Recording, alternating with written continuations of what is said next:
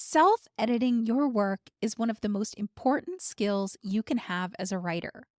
Even if you work with a book coach or a developmental editor, it's best to hone your self-editing skills so that you and your coach or editor can focus on higher level issues instead of getting stuck in the weeds and wasting your time and money.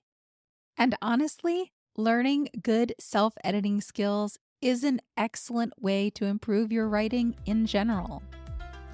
Hello, and welcome to the Speculative Fiction Made Simple podcast. I'm your host, Heather Davis. I'm a book coach, developmental editor, and fellow storyteller. And this is the show that's all about how to brainstorm, write, edit, publish, and sell a powerful speculative fiction novel. And maybe just change the world, too. As a book coach and developmental editor, I work with a lot of writers throughout the year, and I've noticed a big difference between those writers who rapidly improve their skills and get to the end of their manuscript in a reasonable amount of time, and those who seem to get lost in their own work and don't make much progress at all. And that thing is, you guessed it, self-editing. The reason for this phenomenon, I think, is because self-editing is the physical work we do after we reflect on our own writing. Meaning, when we write, it's great to just let all that creativity flow out of us unimpeded. But once we do that, we need to go back and reread our work and learn to view it in a new way. And actually, if you don't self-edit, it's a pretty good indication that you are not deeply engaging with your own work. I know, saying to self-edit and actually self-editing effectively are two very different things. In order to be able to self-edit, we need an editing toolbox to get tools from. Meaning, we need to think of a few things that if we pay attention to them and we edit them after we're done writing a scene, it can really make a dramatic difference in the quality of the writing. So that's what I'm here to share with you today. I want to share with you the 8 self-editing hacks that will make any manuscript better fast. Self-editing hack number 1. Make sure your scene is actually moving the narrative forward in meaningful ways. Look, if you've been listening to this podcast for any length of time, you've heard me say it before, but it's a writing truism, so I'm going to say it again. Stories are inherently about change. But sometimes scenes creep in that don't actually matter to the narrative. We could remove them and nothing externally in the plot or internally in the protagonist would change. Essentially, the scene is moving characters around the set of your novel, but it's not accomplishing much else. These kinds of scenes are insidious, and when they creep into your novel, they can ruin your tension and your suspense and your narrative drive. And worse than that, they can make the reader lose interest. But the good news is, you can spot these scenes pretty easily when you're looking for them. Be on the lookout for scenes where the characters are just sort of moving about their normal day. Scenes where you are just cataloging what they do. In these scenes, your protagonist doesn't really have any profound conversations that reveal their character, and nothing really happens that moves the plot forward. Maybe they get up and they have breakfast and they go to the gym and they talk to the guy in the lobby, all sorts of things that a person would actually do throughout their day, but your reader would be bored to tears if you told them about it. A lot of times, if you imagine taking a scene like this out, you could honestly summarize the gist of it in one simple sentence. So, if you find one of these insidious scenes creeping into your novel, and you probably will at some point, you should quickly and ruthlessly select it and delete it from your novel. Okay. None of us writers actually like to do that. We get very attached to the words that we wrote, and we always like to think the best of them. So I've got a suggestion that might help you get them out of your novel and not feel so bad about doing it. When I have a scene that I really like but isn't doing the job it needs to do, but I'm still in denial about it, I still think it's got some life in it, I still really like the prose, and I still think I might be able to find a home for it somewhere in my novel eventually, what I like to do is this. I gently, lovingly copy it and paste it into a file that's sort of like a graveyard for scenes. And I can go there and visit it from time to time when I really miss it, just like I would visit a loved one in a real graveyard. And honestly, just knowing that it still exists somewhere out there in another file, safe and sound, makes it much easier to pull it out and see how the novel reads without it. Self-editing hack number 2. Make sure your protagonist is reacting internally to the events of the scene. Look, sometimes we get so caught up in what's happening in the plot and how to choreograph it that we forget the most important part of the scene, which is how the events affect your protagonist internally. So go through a scene after you write it and see if you've actually put your protagonist's internal reactions, thoughts, feelings, fears, and questions on the page for the reader to experience. Remember, how your protagonist interprets the events of the plot is the very thing that makes the reader care about those events. If you leave out your protagonist's interiority, then everything feels neutral and the reader won't care about the stakes. A great study novel for this technique is An Ember in the Ashes by Saba Tahir. She does an absolutely marvelous job of making sure her character's interiority is felt on every page. Self-editing hack number 3. Check that the dialogue is serving the story and is formatted correctly. Dialogue is something that I see writers get wrong all the time, so I definitely suggest you take a few minutes to read through your dialogue and make sure it's the best it can be. Because honestly, poorly written dialogue is one of the easiest ways to shut readers out and make them decide not to keep reading.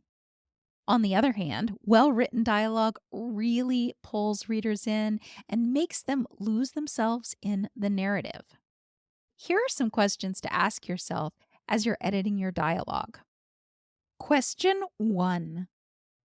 Is the dialogue either moving the plot forward or revealing the character in some important way?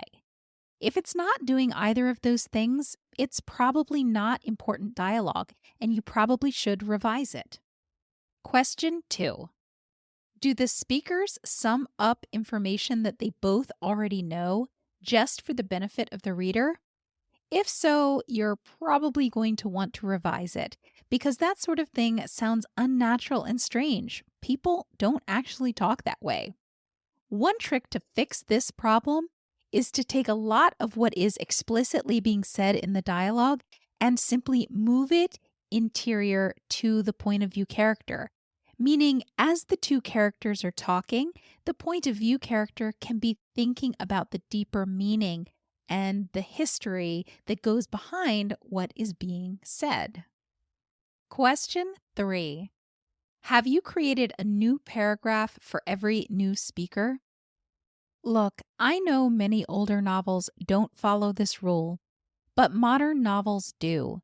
And since you're writing for a modern audience, it's just a good rule to follow.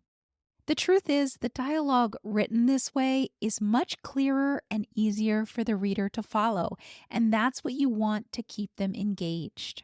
Question 4. Have you made sure to almost exclusively use the dialogue tag said or says? Look, I know we get tired of looking at it on a page when we're writing, but the truth is, the dialogue tag said or says is invisible to readers, meaning even if you're tired of writing it and tired of looking at it on the page, it means almost nothing to the reader. They don't really get tired of seeing it. However, if you end up using words to replace said, like growled, laughed, exclaimed, questioned, any of those things, and a whole host of others, You run the risk of sounding like an amateur writer because those actually pull the reader out of the story and make them remember that you're actually writing it. And you don't want them to remember that there's a writer behind what they're reading. You want them to be absolutely immersed in the story itself. So stick with says or said. And if you don't like to use a whole lot of dialogue tags, you can always throw in some action beats instead. Question 5. Do the speakers address each other by name way too often? If they do, you'll definitely want to edit that out because it just sounds clunky and unnatural. People, again, don't really talk like that. Question 6. Have you used enough dialogue tags to let the reader know who's speaking?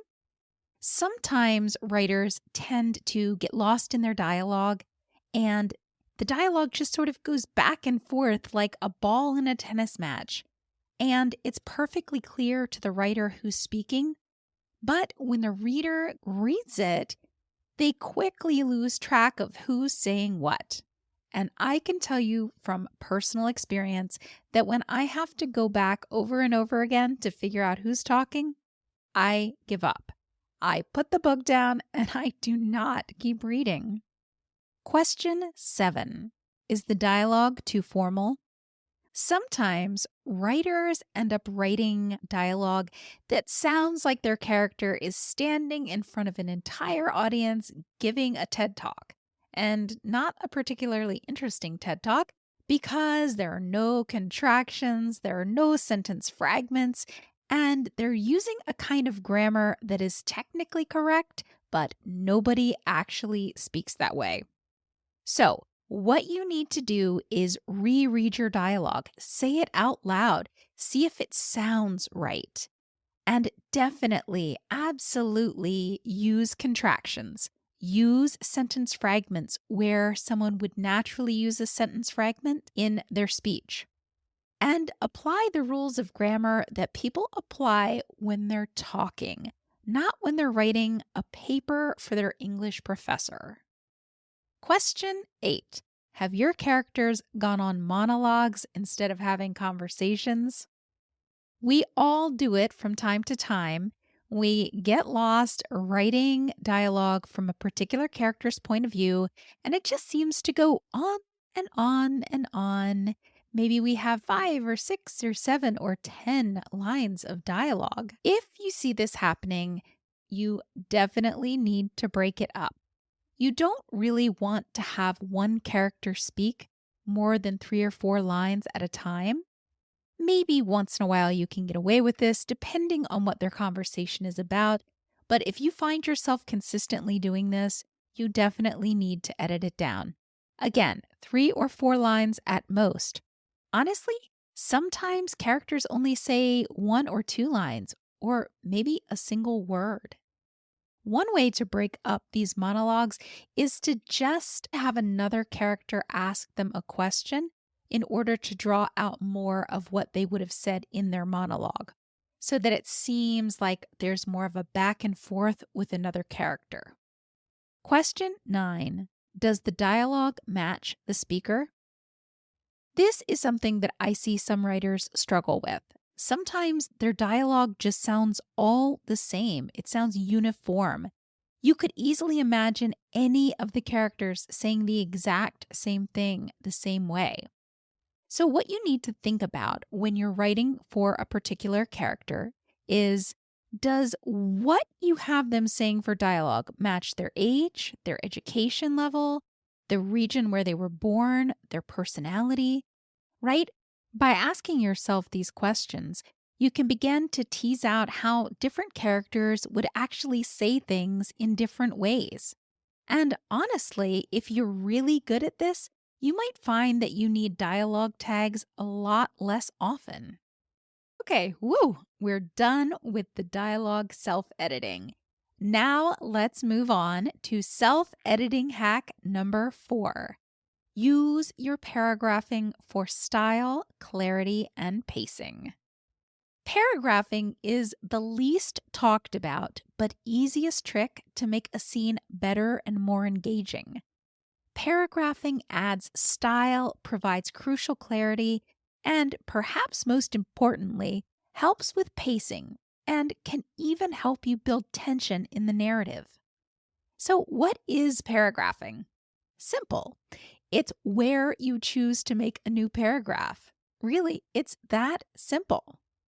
And unlike all those essays you wrote in college, there are no real rules that govern exactly where you need to form a new paragraph when you're writing a novel.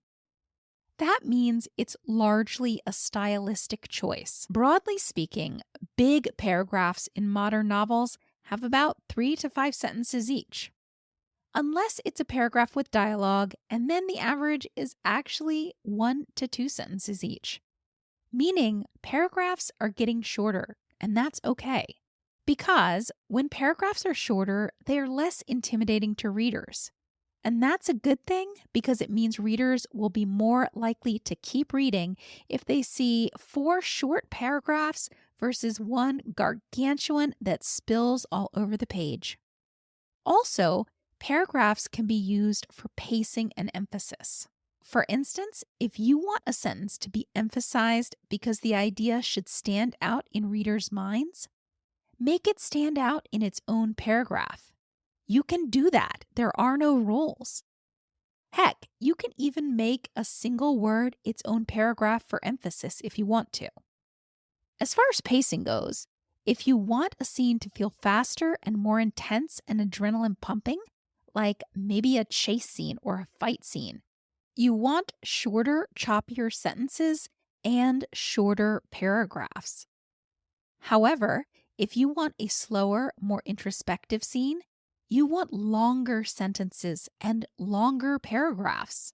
I highly suggest you pick up a few books that you love and see how the author uses their paragraphing to create certain effects in their novels.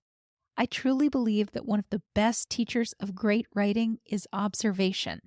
So go observe. Self-editing hack number 5.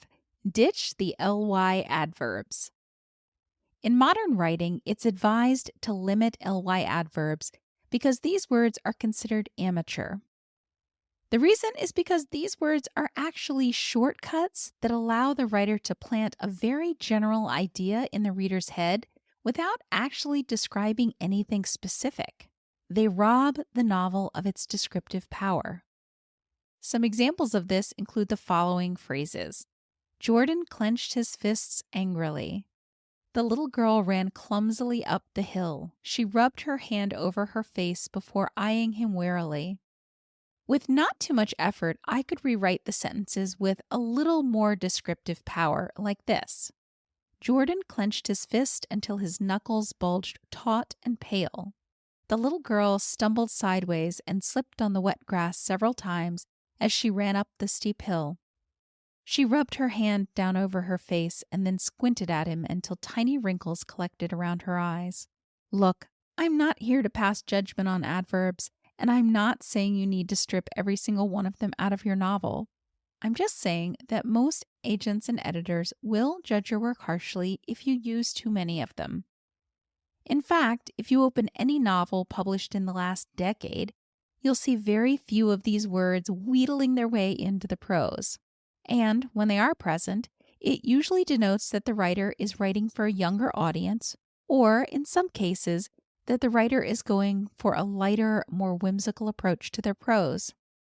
So my suggestion is to use them sparingly, and if you see one, ask yourself if there is a better or more specific way you could describe what's happening in the scene. Self-editing hack number 6. Ditch the ing and as sentence constructions. Okay, so what the heck do I mean by ing and as sentence constructions anyway? Here are 2 examples. Dialing his number, she cleared her throat. And as she dialed his number, she cleared her throat. Many writers love to throw these types of sentence constructions into their novel just because they want to mix things up and use different types of sentence constructions. But sentences that begin with these types of dependent clauses have fallen out of favor because they make the writing sound weaker. and you won't find them used very often in modern novels. This is because they have two inherent problems. First, they put one action as subordinate to another, making the subordinate action seem less important. Second, they often give rise to physical impossibilities. Let's consider the following sentence. As Delphine closed her computer, she stood up and stretched. Now, I bet you can imagine what's going on with Delphine here, but the truth is, it's very unlikely that she was standing up and stretching at the same time that she was closing her computer. It's much more likely that she closed her computer first and then she stood up and stretched. So it's much better just to say that. For instance, we could turn that sentence into this one. Delphine closed her computer and then stood and stretched. That's a much stronger sentence, and it doesn't give rise to a weaker subordinate action, and there are no physical impossibilities there. Self-editing hack 7. You need to develop your writing voice. Writing is about more than just conveying your message clearly. It's also about using your words in a stylistic way, a unique way, a way that makes readers lean in and gobble up your work because they love the rhythm of your prose. I'm sad to say it's impossible to really distill down how to develop your writing voice. But here's one thing I know for sure.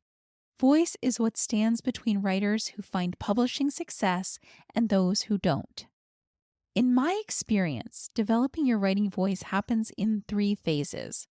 In phase 1, you recognize that yes, voice really is a thing, and it is the most important thing you need to develop in order to be a successful writer. In phase 2, you start analyzing the writing voices of your favorite modern authors.